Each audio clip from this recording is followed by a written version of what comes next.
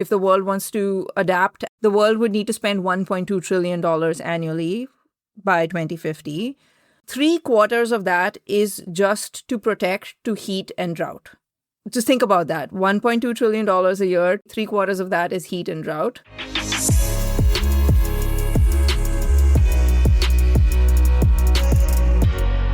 Welcome to another episode of The State of Sustainability. I'm your host, Saif Hamid. In this episode, we speak with Mekala Krishnan, partner at the McKinsey Global Institute. Mekala is one of the foremost thought leaders on the topic of climate risk. I've worked with Mekala before, and I know her to be exceptionally deep and thorough with her analysis, and also an incredible communicator of what can often be pretty daunting insights. Mekala has a report out several weeks ago on the topic of adaptation and resilience. Encourage you all to read it. We'll put the link in the show notes, and we want to dive in deep with her in this conversation. Before we get started, I have really appreciated hearing from many of you directly over LinkedIn after the last episode. In case you want to meet me in person, we're hosting 2 live events in Amsterdam and Chicago over the next several weeks. If you want to join us, please drop me an email, sef@altruistic.com, and I'll link you up to our events team. Hey, Mekala, welcome to the show. So glad to have you here. So lovely to be here with you, Saif. Looking forward to this conversation. Likewise, Mekala. So I'm excited to catch up with you in general. I'm really excited to dive into this topic as well. We're going to have a link to the report that you published on adaptation in the show notes. But I just wanted to get our listeners started by reading out some of the highlights from the At a Glance section. And then there's a bunch of bits that I'd love to dive into right off the bat, if that's okay, Mekala. That's great. You made my job easy for me by reading this out. It's great. Yes. If I kind of look at the highlights, right? I mean, the highlights that I took away from the report and the stuff that's there up front is climate change is not new. Societies have adapted to climate change for millennia. The world, in fact, spends quite a lot already on adaptation and mitigation. And so $190 billion annually go to defending against extreme weather. And we can dive into where that goes exactly. The bill is going to get bigger. And so as the climate warms, exposure to heat and drought will increase the most. And we'll talk a little bit about what that means as well. At 2 degrees or 2 degrees of warming, even current protection levels, if we maintain them, will cost about 2.5 times today's spending. And I think we can dive also into just developed versus developing countries and low, middle, high income, which I thought was really nicely called out in the report. And then I really liked how your final point was framed, which is adaptation is a good buy. It makes sense. The return is there, but it's not a given that anyone is going to take it or spend the money that it takes. Have I synthesized that appropriately, Mekala? You absolutely have. Maybe 2 things I'd say. The first is you said climate change is not new. And I think the starting point was actually just that societies having adapted to their climate is not new, not necessarily climate change. But human beings have lived in cold climates, in warm climates, in wet climates, in dry climates for millennia and have found ways to live and organize their lives around that. That was more the first point. And then I would love to pick up on the last point because to me that is just such a profound conundrum behind the adaptation question. It is both simultaneously a good buy. It makes what economists might call societal sense, but we're not spending the amount that we could be spending today. And the question is, will we make the most of this goodbye going forward? For sure. And Mekala, I think it's also interesting just to call out that both of us, I believe, are individuals who've sort of made the journey from locations that are going to be heavily impacted by the stuff that we're talking about over in South Asia towards, the West and the global North and so on, where we're much more insulated against the impact. And I know that it is true for me, and I think it's true for you as well, that just makes this much more personal, actually, as a topic to think about and talk about.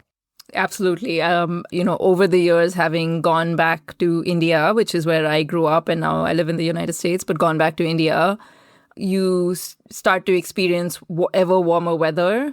And that is, of course, exacerbated not just by the fact of the climate changing, it's exacerbated by the fact that we've built in ways that are raising risk in already exposed areas and we've built in places that haven't necessarily kept adaptation and resilience in mind. So it's all those things that are coming together in how the world experiences this today. It's kind of funny, right, that we sort of assume the world is going to stay exactly the same for decades to come. It's almost like we're planning a massive capex project in how we do our infrastructure and how we do our planning around our cities. But we could go along this sort of segue for a while. I want to get into the meat of it. And so I guess the first thing that really struck me as I was reading through the report, Mekala, is that you take for granted that 2 degrees is the baseline expectation. And I think that that's true. I mean, I actually think you could make a case for saying that, 2.5, 3 degrees, maybe even 3.5 degrees in some situations is possible or probable. But for many of our listeners who are still working on sustainability targets linked to 1.5 degrees or still have 1.5 degrees in their head, it may seem like we've sort of ceded the floor or given way on that point. How did you and the team behind the report square that thinking and decide not to actually anchor on 1.5? Yeah, it's such a good question. And it actually is a great segue to the comment you made earlier. As we did the research, we didn't want to make any predictions actually about how much the world is expected to warm. And in fact, we think that's a bad way to approach planning. So instead, our philosophy was much more to ask the question, what is the world expected to do on the current trajectory of emissions? So we looked at about 25 or so scenarios, everything from McKinsey's own scenarios to scenarios from the IPCC, scenarios from organizations like the IEA, to say across these scenarios, what does the current emissions trajectory suggest in terms of warming? And what we found, it was actually astounding how close they all cluster across these scenarios. They all say that the world is expected to warm by about 1.5 C relative to pre-industrial levels by about 2030. And this is not a single year of 1.5 C of warming. It's multi-decadal periods of 1.5 C of warming, and get to 2 C by 2050. So if we take that as the expectation on our current path out to 2050, not out to 2100, out to 2050, and then you ask yourself questions around adaptation. If you think about many adaptation measures, they have 2 features. One is that many adaptation measures have long lifetimes. So that means things that we're putting in place today will be around 20 years from now, 30 years from now, maybe even 40 or 50 years from now. And they also come with long lead times, which means that if we're planning for something that we want to have in place by 2030, 2040, we need to start planning for many of those things today. Even in the Netherlands, which by all accounts is a country that has adapted very well, we found evidence that some large projects to do with flood protection, for example, took as much as 10 years to implement. And so just from a prudency standpoint, if we're starting to think about adaptation, we need to not just live in this static world, but anticipate the future, both because of the lead time as well as lifetime of measures. And in doing that planning, then thinking about the current trajectory of emissions and the expectations on the current trajectory of emissions is just the prudent thing to do when you're asking yourself questions about adaptation. So that was really the philosophy behind the 1.5 C and 2 C. And in some sense, it means that what the world needs to do is walk and chew gum, right? We need to both think about how to decarbonize and prevent those higher warming levels, but not simultaneously then planning for those higher warming levels when we're doing large capex build-outs, for example, today. That's just not good risk management. Yeah, no, I agree. And we're going to get deeper into initiatives. But one thing that just came to mind as you were speaking, Mekala, is flooding is a very real, very now impact, very current impact for many countries. And I remember I was working on a massive flood relief effort in Pakistan in 2010 when I was working for the government, and there were about 20 million displaced people. At the time, it was considered the biggest natural disaster in the region for maybe 100 years. And it was complete and total annihilation, right? Like just everything, villages destroyed, families losing their livestock and their livelihoods. And it dominated everything that my government did for about 5 to 8 months. And then we moved on, right? And we had all this sort of reconstruction effort. I remember like 3 model village projects. And, and then we sort of there was something else the year after, and then floods hit again 3 years later or 2 years later, and it was the same story. Why do you think we keep getting it wrong, despite the fact that, and the interesting thing in Pakistan is I'm talking about the same government, the same politicians basically seeing this story at least 3 times, the same individuals. And I suspect this is the same in many flood hit countries as well. It's a fairly predictable disaster in some ways. You can predict that it's going to happen over the next several years. Why do you think we don't make the investments that we need to make when it's so real? It's not abstract.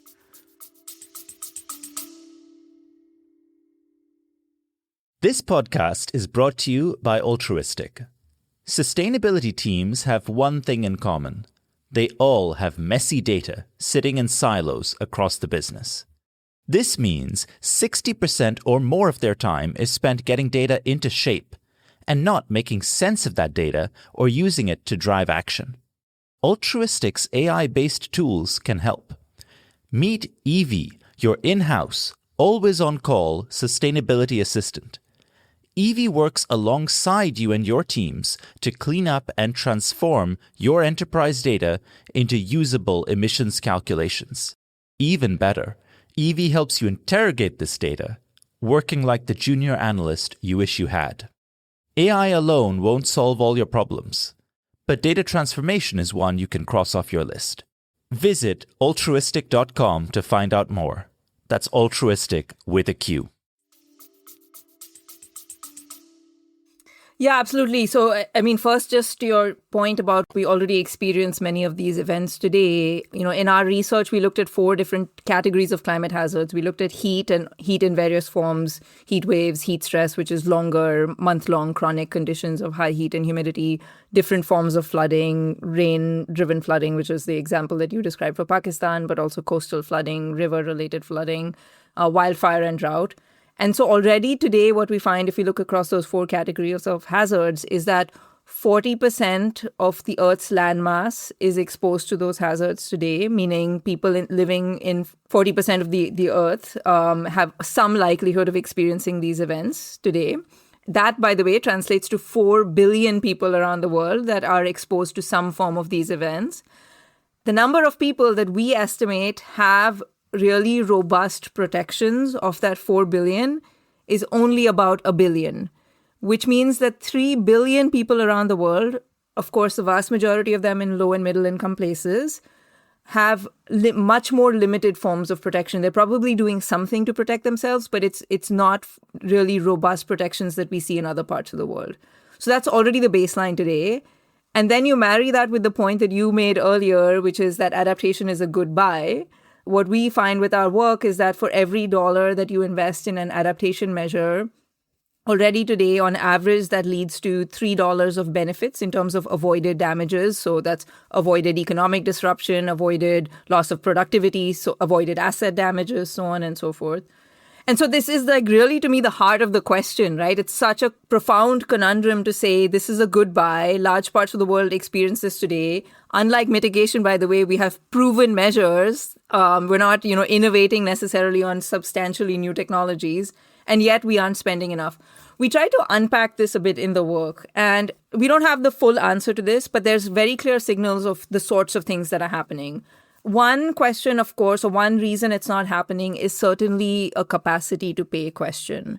So the fact that you see much larger resiliency gaps, protection gaps in lower income parts of the world, of the 3 billion people that I described that have limited protection today, about 77% of them live in lower income parts of the world. So clearly there is a capacity to spend question, and it's a capacity to spend question in a world where the people making these investments are also dealing with competing spending priorities, right? So if I'm a national government, I'm debating with a fixed pool of money, am I spending on adaptation, or am I spending on healthcare, or am I spending on education? So I think that's one, clearly that is at play. The other is what you alluded to with the flood example, where the nature of adaptation benefits are oftentimes invisible, and they manifest only if and when the event occurs. No one gets paid for a disaster that didn't happen, basically. Exactly, right? And there's some really interesting academic literature that has tracked how much, exactly to your Pakistan example, how much spending rises post an event. And you see this repeatedly. I mean, Los Angeles wildfires is another example of this, where post an event, suddenly you see an increase in spending.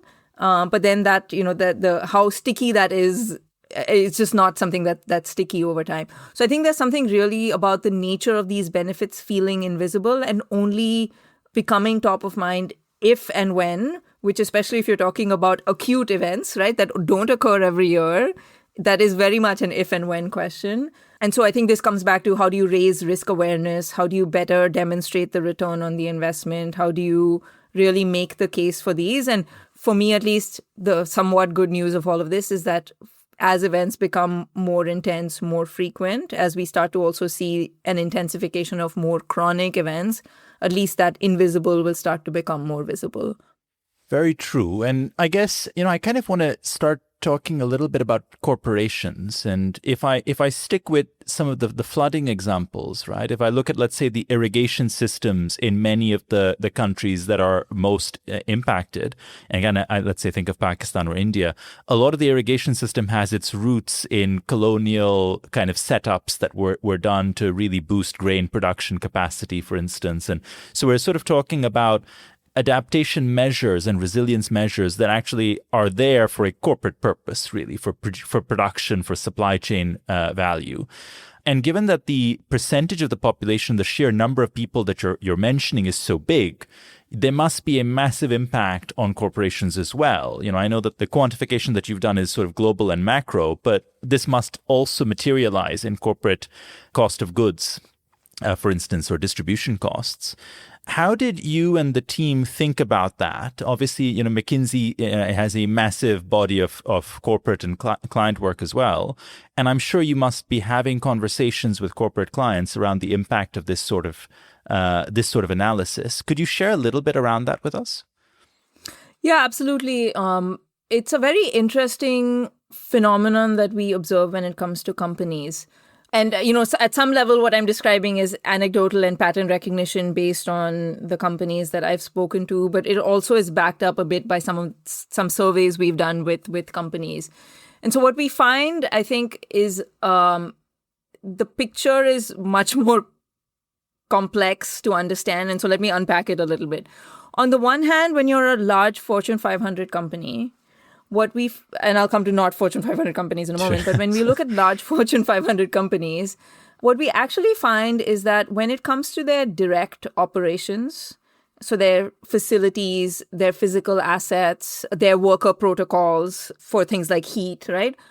We actually find that large Fortune 500 companies with their direct operations are generally quite resilient. Now, this is not because they're thinking about climate change, but it's because they've designed or put in place protocols with very, very high risk thresholds, right? So if I am a Fortune 500 company that is operating a large piece of physical infrastructure, I'm not designing it for a 1 in 100-year event. I'm designing it for a 1 in 10,000-year event, right? And now even if climate change means that 1 in 100-year event intensifies, the 1 in 10,000 tolerance is already well protecting me. But, okay, the gaps, though, however we find with companies that are in this Fortune 500 bucket is one sort of gap is that they're focused very much on their direct operations. They may not call it adaptation. As I said, it's just standard design standards or business continuity planning, just baseline resilience, right? But in their indirect arenas, right? So this is their supply chains, their distribution channels, their customers, things that they don't necessarily have a direct remit over. That's where we often find there are large resiliency gaps. So that's one sort of challenge we see for Fortune 500 companies. The other sort of challenge we see for Fortune 500 companies is as the climate changes, more and more places will start to see events that they didn't encounter at really substantial scale in the past. They're going to start to experience that. Heat is the classic example of this, right? Where if you look at parts of Europe, for example, historically, Europe has not experienced extremely hot days for multiple days at a time with anything approaching regularity. But what we find as the overall the climate warms is that large swaths of Europe will start to experience locally intense heat wave events. Maybe for you and me coming from South Asia, they may not seem that hot, but for local infrastructure, local assets, local buildings, local workers, there will be incredibly hot periods that happen with greater regularity. And so I think the other gap that we observe for Fortune 500 companies is that to the extent that they will start to experience events they have historically not experienced, that's not something that's necessarily on their radar. And I think heat is the primary example of that. Did you look, by the way, Mekala, my favorite example of unexpected event was a plague of locusts on my farm. Caused by changing weather patterns, and the locust migratory pattern sort of shifted, which was unexpected. Oh my God, this sounds very biblical, Sam. Yes, I know. Yeah. But my question was actually going to be, to what extent, when we talk about this sort of unexpected new sort of challenge as a result of these extreme temperatures, to what extent did you look at things like agricultural disruption, not just because of the heat changing the yield, but also just the ability of farmers to go out into the fields? Because you talked about the temperatures that that we might have grown up with, where my sort of not where I'm from Lahore in Pakistan, but if you go south to, let's say, the tomato belt or the tomato belt, then you're going to be seeing temperatures. You're going to be seeing temperatures that are touching 51 degrees Celsius, 52 degrees Celsius. I think you're probably going to get that in Spain as well, which is a very similar agroclimatic zone. So this is going to, at certain times, probably actually what used to be the peak yield time. I've looked a lot at tomatoes, and so I know the peak yield time is just before it gets blazingly hot. And so actually there's going to be massive disruption, I would expect, in yield outcomes, partly because the plant can't tolerate the temperature, but also partly because it's just too hot for someone to go out into the field and pick something. To what extent did you guys think about this sort of impact as well on just on agricultural production? Yeah, such a good question. So when we did our research, we looked at a variety of climate hazards, as I described. And some of the ones that are especially relevant for agriculture, we looked at heat stress, which we define as chronic conditions. So they occur every year, chronic periods of extremely high heat, and in some cases, high heat and high humidity, which is even worse for human physiology. We set quite a significant, a high bar. We looked at places that experience with regularity a month or more of such conditions, right? And so what we found with that was that, of course, some parts of the world already experience conditions like that today. But two things happen as the Earth warms between today's climate to, say, a 2C world. The first is that the geographic spread of places that experience heat stress events of that kind grows.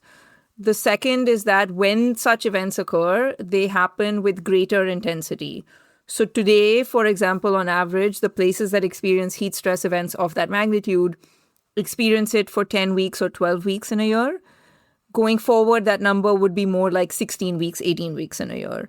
And the average temperatures also increase. More days and hotter days. Exactly. More places, more days, and hotter. And, I think if you think about then how that affects people, right? So one way that affects people is, of course, you and me sitting in our homes and working, doing office work inside a building, or, people living in their homes. And that's one of the reasons, actually, as we did our research and looked at adaptation costs, what we found by 2C is if the world wants to adapt at the standard we put in place for adaptation in the developed world today. We don't always implement it in the developed world, but we apply it in the developed world. The world would need to spend $1.2 trillion annually by 2050. About 3/4 of that is just to protect to heat and drought, right? Just think about that. $1.2 trillion a year to see. 3/4 of that mostly is heat on and air drought. conditioning and air I guess conditioning canal and systems. irrigation. Irrigation, Air conditioning and irrigation, right? So going back to the workers' point, I think the air conditioning is something that you can imagine for workers in a home, for people working inside a building, for people living in their homes, of course. And there's all sorts of questions about, is air conditioning the most effective cooling solution, also because of the emissions footprint. And I think if anyone wants to innovate, by the way, for adaptation innovating on cooling solutions is the thing to do. But I think then there's a profound question of what happens to workers that are working outdoors. And that's both workers in urban settings, construction workers, for example, but also agricultural workers. And that's a much harder thing to think about an adaptation response to. So effectively, what do? You create temporary cooling shelters. So, a worker can go take a break in the middle of the day, which can work in urban settings, much harder in rural settings. You provide personal cooling equipment, right? Whether that's little fans that people are now starting to attach to their bodies, or providing regular water breaks, things of that kind. But beyond that, the only thing you can do is to start to shift working hours. And so we are seeing some places start to experiment with that, right? Whether that's large cities that are shifting construction timings to the night time or early morning. Some of that happening in agriculture as well. So I think on the one hand, the good news is we have many of these measures that we can put in place. But at the same time, many of them come with quite profound shifts in how we run our lives today. And we need to start thinking and planning around that. I mean, Mekala, already if I kind of synthesize a bit of what you're saying, I find several areas where corporations, and I think mostly about consumer businesses and food and beverage companies, but there are already several things that I think about. One is, of course, what is the impact on the supply chain in a world where you just can't have picking season in the same way, at the same time, at the same yield and productivity, let alone the changes on the actual produce from a yield perspective. I think there's a whole logistics impact that we haven't really touched on. But when we talk about cooling and keeping stuff at temperature, I think about the need for transporting stuff, whether it's agricultural material or whether it's actually, ice creams and soft drinks and medication and pharmaceuticals and all those things under cooled conditions. I think about just having consumers who can go out to a store and buy something because it's not blisteringly hot for them to make that trip, right? And it occurs to me that actually I think about sustainability professionals in these in these corporations and the role that they can play in helping their company to navigate this disruption. And it seems to me like there's a need for data and analysis that can pinpoint where these opportunities and risks might be. And also, I guess, a need for the communication toolkit to be able to position this to the CFO, the CPO, the CMO, whatever C something O you need to, and say, look, here are things that have a reasonable probability of happening, have a certainty of happening over a period of time, and a reasonable probability of happening in any given year. How would you make those sorts of arguments, given that we're mostly talking about risk, which is always difficult to position? How would you frame this to a senior executive? Yeah. And maybe one thing before I get to that, between your two, right? So between the data and the communication, I think there is an intelligence step as well. Meaning, I think so much of what we're describing is such a profound shift to the current way of working and being and doing that it does require understanding all the different channels of impact that a particular organization might experience, both directly and indirectly.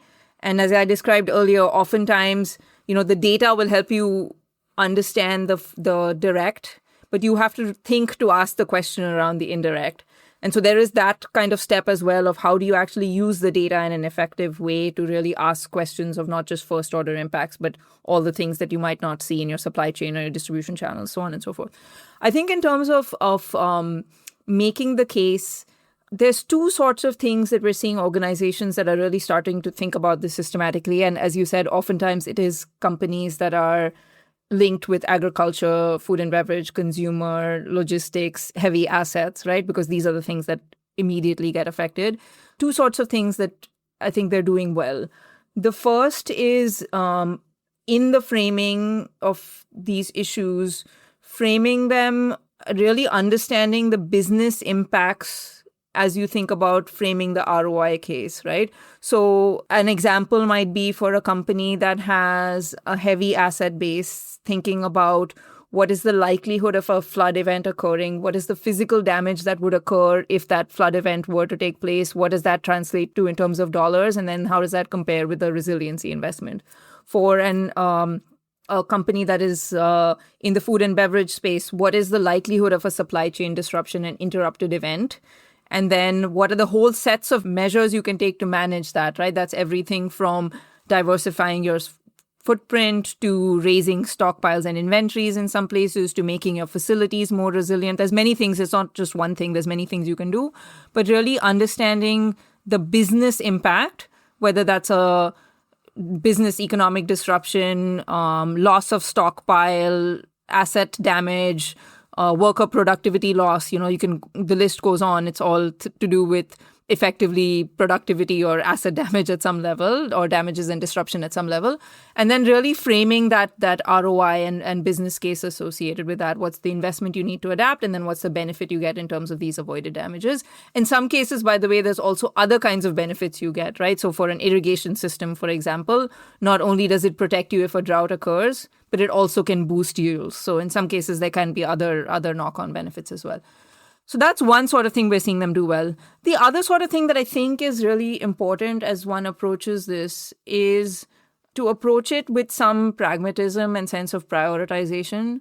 So one of the organizations, for example, that we've been speaking with that has done a lot in this space, they had exposure to climate in many, many different ways across a large footprint, through many, many different channels of impact. It was through their supply chain, their asset exposure, their worker exposure. And they recognized they couldn't do everything at once. And so there was a very systematic process that they went through to say, okay, here are the 20 things that we could do to adapt to all of these different forms of impacts. How do we effectively prioritize? How do we effectively think about what we do this year versus next year versus the year after? And then how do we fold this into standard business processes such that this is not a retroactive thing, but for wherever we're making forward-looking investments, we're building new facilities, for example, we're working with a new supplier, for example, how do we already embed this upfront into these processes so that it's something that's organic and natural and not a Band-Aid you have to put on later? And so I think there's also just what are channels by which you can think about this becoming practical and pragmatic so that it actually gets done. Mekala, I want to go deeper into that, and I realize the time has sort of flown by, so this is my last question. But I kind of want to ask a question and then give a couple of examples to frame what I mean, which is, do you think that obviously the bill that we're talking about is not going to get paid in the way that we would hope? But do you see corporations taking on a more expansive role, the ones that emerge as winners out of this, the ones that capture the opportunity of the moment? Do you see them taking on a more expansive role than a traditional corporate role? You mentioned, for example, investing in canal systems, investing in irrigation to secure their supply chain. This is a more expansive role than they might otherwise. Two examples that I quite like. One is from when I was growing up and one is more recent. Both are Nestle, actually. And I think it makes sense that it would be Nestle because they're big enough to kind of have to own this responsibility. The one from when I was growing up is that in Pakistan, a lot of the milk went to waste. And so when Nestle entered the market, they basically had chillers installed all across the sort of ecosystem. And dairy farmers with one animal, two animals could then basically use those chillers. It gave Nestle an amazing network to acquire milk, but it also reduced spoilage that would have otherwise happened because of the heat. More recently, I noticed Nestle has a massive insurance program for coffee in Indonesia as well, which they launched a few years ago. And I think that's a really nice way of mitigating some of the effect that will happen, building resiliency amongst coffee farmers. Do you think that there's going to be more of this sort of thing? Do you think corporations, the winners, are going to really emerge and take on a bolder mandate in some of the communities where they operate? Or do you think that's wishful thinking? It's a great question. I mean, in reality, it's going to lie somewhere in between the two, right? I do feel like for a lot of companies, a couple of things are true. One is that wherever there's a clear business case, and in the examples you gave, it was an immediate return, but there was also just this knock-on return in some sense, right, of establishing a presence and establishing relationships with local communities. And so I do think for companies that are especially operating in regions where the capacity for individuals to pay for adaptation, maybe the capacity for local government to pay for adaptation measures, where that doesn't exist, I do expect that companies are going to take on more of this. But it is going to be in a way that is not just purely altruistic, but is there, and there has to be ultimately an economic return for a company to take on an investment, right? But I do think we're going to see more examples of that, where it is linked to value creation for their business in some way. And it, in fact, may be linked even to a license to operate in some jurisdictions. I will also say that the other thing that I expect to see companies do more of in this kind of first mover sense that you're alluding to is I think companies are also starting to recognize that this is not just about them managing their own risks and, also capturing upside by implementing adaptation measures themselves. But for some companies, at least, they can play a role in actually providing the products and services that support the resilience needs of others, right? So if I'm a water management company, suddenly for me, it's a strategic imperative to start to think about broader flood protection measures. We're starting to see more and more investors think about what is the value creation thesis that is oriented around adaptation and resilience. We're starting to see more banks think about what is the adaptation finance opportunity.